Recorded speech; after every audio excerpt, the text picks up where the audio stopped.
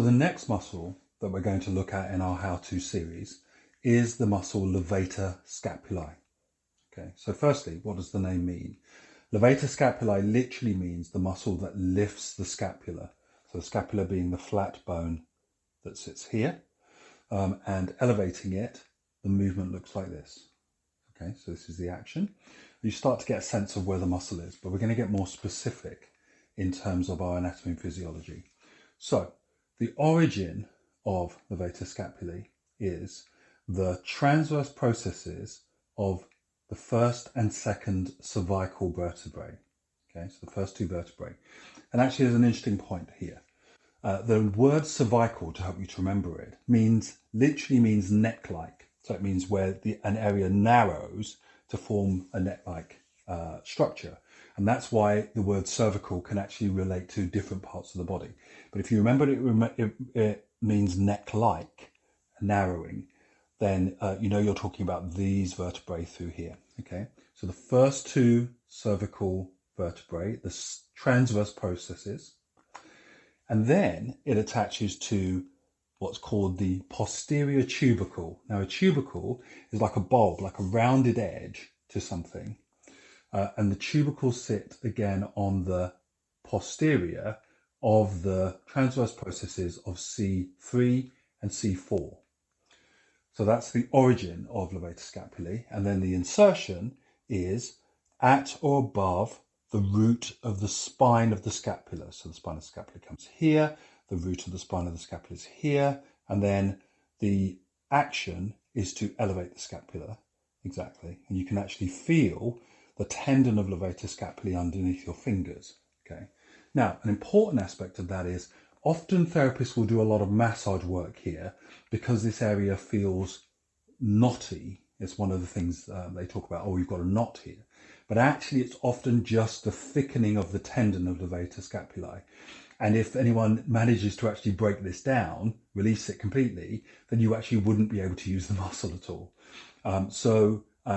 Consider that it's actually not true that there's a knot here. Sometimes there's a thickening in the tendon that attaches Levator Scapulae, and sometimes tension in Levator Scapulae can cause this area to feel more bunched in the muscle fibers, but it's not actually a knot.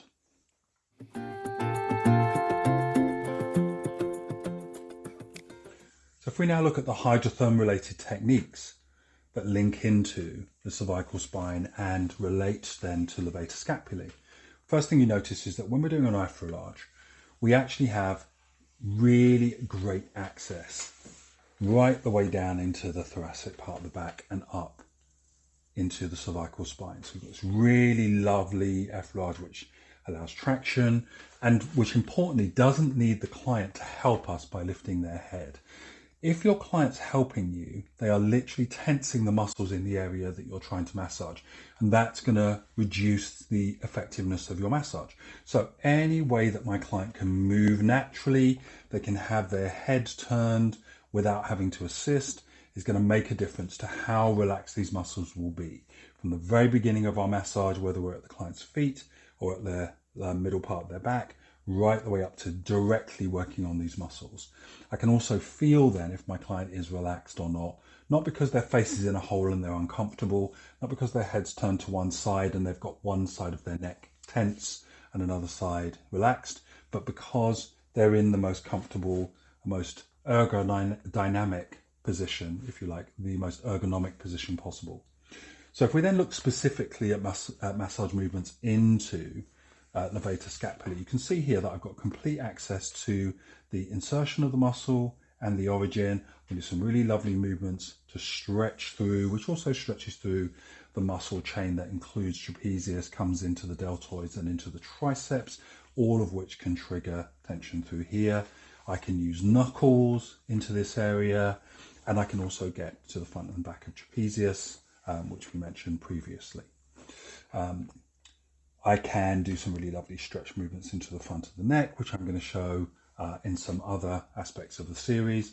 But I can get very specifically into the cervical spine, the upper cervical spine, and right into the back of the occiput, and do some lovely traction movements through here without a lot of effort. Okay, so I love working on the neck and shoulders with Hydrotherm. You can work here, go to another area, come back. This area is being warmed and heated. So muscles will be more relaxed by the time you come back to them.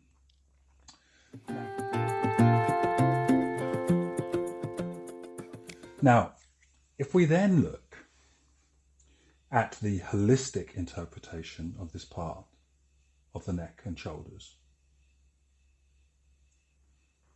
Levator Scapulae's movement is to literally shrug the shoulders. And that movement is like a non-verbal communication of, I don't know.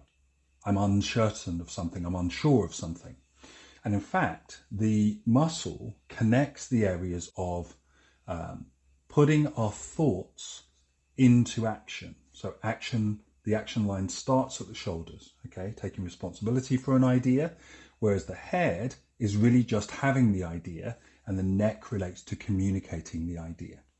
So tension in this area can sometimes be, am I certain that my actions are going to produce the results I've got in my head?